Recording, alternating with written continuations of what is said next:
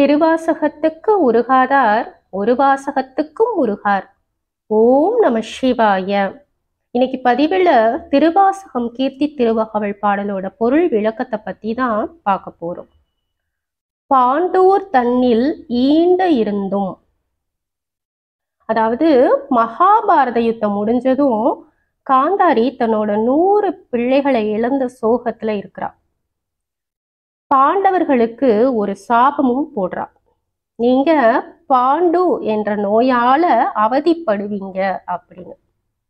இதனால மனம் வருந்திய பாண்டவர்கள் கிருஷ்ணர் கிட்ட இதுக்கு என்ன பரிகாரம் அப்படின்னு கேட்கிறாங்க. உடனே கிருஷ்ணர் காவிரி கரையில இருக்கிற ஆதி வைத்தியநாதர் சிவலிங்கத்தை வழிபடுங்க அப்படின்னு சொல்றாரு. உடனே பாண்டவர்களும் தெற்கு நோக்கி பயணம் செய்து மயிலாடுதுறை அருகே வந்தபோது அவங்களுக்கு அந்த நோயோட தாக்கம் அதிகமாகி எழுந்து நிற்க கூட முடியல. உடனே அவங்க கிருஷ்ணரை மனமுருக வழிபடுறாங்க. உடனே கிருஷ்ணரும் மகாவிஷ்ணுவா அவர்களுக்கு காட்சியளித்து இங்கதான் சிவலிங்கம் இருக்கு அப்படின்னு சொல்ல அவங்களும் அதை கண்டுபிடிச்சு அந்த சிவலிங்கத்துக்கு 45 நாட்கள் பூஜை செஞ்சு வழிபடுறாங்க. பாண்டவர்கள் வந்து வழிபட்டதுனாலதான் இந்த ஊருக்கு பாண்டூர் என்ற பெயரே வந்துச்சு. இதைத்தான் மாணிக்கவாசகர் திருவாசகம் கீர்த்தி திருவகவல்ல பாண்டூர் தன்னில் ஈண்ட இருந்தும் அப்படின்னு அவ்வளவு அழகா பாடியிருக்காரு. அடுத்து தேவூர் தென்பால் திகழ்த்திரு தீவில் கோவார் கோலம் கொண்ட கொள்கையும் அப்படின்னு மாணிக்கவாசகர் பாடியிருக்கார். நாகப்பட்டினம் மாவட்டத்துல தேவூர் என்ற ஊர்ல இறைவன் பேரழகு கொண்ட திருக்கோல காட்சியை தந்தாராம். இந்த தலத்தை இந்திரன் போன்ற தேவர்கள் வழிபட்டதுனால இத்தலத்துக்கு தேவூர் அப்படின்னு பேர் வந்துச்சாம். இங்குள்ள மூலவர் தேவபுரீஸ்வரர், இறைவி மதுரபாஷினி. இழந்த செல்வத்தை மீட்டு தருபவர் தான் இந்த தேவபுரீஸ்வரர். ஒரு முறை ராவணன் குபேரன் கூட போர் செஞ்சு குபேரனுடைய சங்கநிதி பதுமநிதி என்ற 2 செல்வ கலசங்களை எடுத்துட்டு போயிடுறாரு.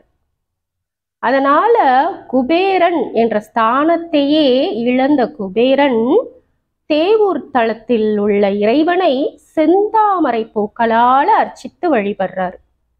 இத்தலத்து இறைவன் அருளால அந்த கலசங்களையும் பெற்று குபேர பட்டத்தையும் பெறார். குபேரனுக்கு பட்டம் வழங்கப்பட்ட தலம் இது. அதே மாதிரி விருத்தாச்சுரனை கொன்ன பாவத்துக்கு இந்திரன் இந்திர பட்டத்தை இழந்த போது இத்தலத்திறைவனை வணங்கி சாபம் நீங்கி மீண்டும் இந்திர பட்டத்தை பெற்றானாம். தேவூர் தலத்து தல விருட்சம் கல்லிலேயே வளரும் அதிசய வாழை மரமா. இத வெள்வாழை அப்படின்னு சொல்றாங்க. தேவர்கள் இத்தலத்தை வழிபட்டப்போ இந்த வெள்வாழையும் இறைவனை இங்கு வந்து வழிபட்டு தல விருட்சமாக மூலவர் பக்கத்திலேயே இருந்துருச்சாம். இந்த வாழை மரத்துக்கு தண்ணி ஊத்த மாட்டாங்களாம். கரும் கல்லாலான மலையில வளர்றதுதான் இந்த தல விருட்சத்தின் தெய்வீக தன்மையை காட்டுது. இத கல்வாழை அப்படின்னு சொல்றாங்க. மாணிக்கவாசகர் திருவாசகம் கீர்த்தி திருவகவல்ல இந்த தேவூரை பத்தி தான் பாடியிருக்காரு. அடுத்து காசியப்ப முனிவர் தீவிரமான சிவபக்தராய் இருக்கார். அவர் தன்னோட தவ வலிமையால அட்டாங்க யோக முதலிய சித்திகளில் எல்லாம் தேர்ச்சி பெற்றவராகவும் இருக்கார்.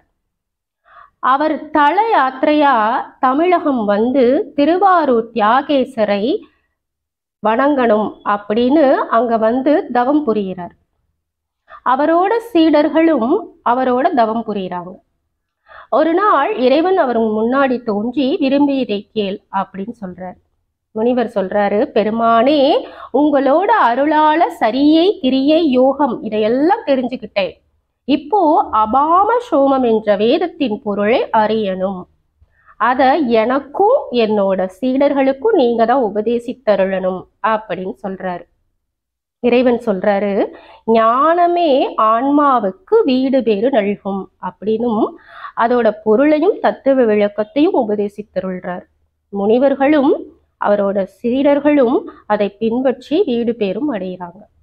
இதைத்தான் மாணிக்கவாசகர் திருவாசகத்துல கீர்த்தி திருவகவல்ல தேன் அமர் சோலை திருவாரூரில் ஞானம் தன்னை நல்கிய நன்மையும் அப்படின்னு அவ்வளவழகா பாடியிருக்காரு. அடுத்து இடைமருது அதனில் ஈண்ட இருந்து படிமம் பாதம் வைத்த அப்பரிசும் அப்படின்னு பாடியிருக்காரு. திருவிடைமருதூர்ல தோன்றி தன்னோட புனிதமான பாதத்தை வைத்த பெருமை பரமனுக்குரியதாகும். இதைத்தான் மாணிக்கவாசகர் இடைமருது அதனில் ஈண்டிருந்து படிமம் பாதம் வைத்த அப்பரிசும் அப்படின்னு பாடியிருக்காரு. ஏகம்பத்தில் இயல்பாய் இருந்து பாகம் பெண்ணோடு ஆயின பரிசும் அப்படின்னு பாடியிருப்பார். ஏகபம் அப்படின்னா காஞ்சிபுரம். காஞ்சிபுரத்துல சிவபெருமான் சிவசக்தியா இருக்காரு. திருக்கைலாயத்துல பார்வதி சிவபெருமானோட கண்ணை விளையாட்டா மூடுவாங்க. அப்படி மூடியதுனால இந்த உலகமே இருள்ல மூழ்கிடும். இந்த தவறால பார்வதிய பூலோகத்துக்கு போய் தவம் இருக்க சொல்லுவாரு சிவபெருமான். இதனால பார்வதியும் காஞ்சிபுரத்துல கம்பா நதிக்கரையில ஒரு மாமரத்துக்கடியில மணல் லிங்கம் செஞ்சு பூஜிப்பாங்க. பார்வதியோட தவத்தை உலகுக்கு அறிய செய்ய சிவபெருமான் ஒரு திருவிளையாடல் பண்ணுவார். கம்பா நதியில வெள்ளத்தை உண்டாக்கிடுவார். பார்வதி வெள்ளத்தினால மணல் லிங்கம் அடிக்காம இருக்க லிங்கத்தை கட்டி அடைச்சுப்பாங்க. இந்த மணல் லிங்கம் தான் பிருத்திவி லிங்கம். அந்த மாமரம் தான் தலவிருட்சமா இன்னும் இருக்கு. இப்படி சிவனும் சக்தியுமாக காட்சியளிக்கிறது மாணிக்கவாசகர் கீர்த்தி திருவகவல்ல ஏகம்பத்தில் இயல்பாய் இருந்து பாகம் பெண்ணோடு ஆகிய பரிசும் அப்படின்னு அவ்வளவு அழகா பாடியிருக்காரு. திருவாஞ்சியத்துல சீர்பறை இருந்து மறுவார் குழலியோடு மகிழ்ந்த வண்ணமும் அப்படின்னு சொல்லியிருப்பார். முன்னொரு காலத்துல திருவாஞ்சியம் என்ற பகுதியில ஞாகக்கண்ணி அப்படின்னு ஒருத்தி இருப்பா. அவ சிவபெருமானையே நினைச்சு வழிபட்டு வருவா. அவ ஒரு நாள் இறைவன் மீது கொண்ட காதலால இறைவனை ஆற தழுவி கொண்டு மகிழ்கிறாள். அவளோட அன்பினால இறைவன் அவளை உமையாளோடு இணைத்துக் கொள்கிறார். அதனால அவளுக்கு வாழ வந்த நாயகி என்ற பெயரும் வருது. அதனாலதான் அந்த ஊருக்கு வாஞ்சியம் என்ற பெயர் வந்துச்சு. வாஞ்சியம் அப்படின்னா இச்சை. இதைத்தான் மாணிக்கவாசகர் திருவாசகம் கீர்த்தி திருவகவல்ல திருவாஞ்சியத்தில் சீர்பறை இருந்து மறுவார் குழலியோடு மகிழ்ந்த வண்ணமும் அப்படின்னு அவ்வளவு அழகா பாடியிருக்காரு. நாளை அடுத்த பதிவில் பார்ப்போம். ஓம் நம சிவாய.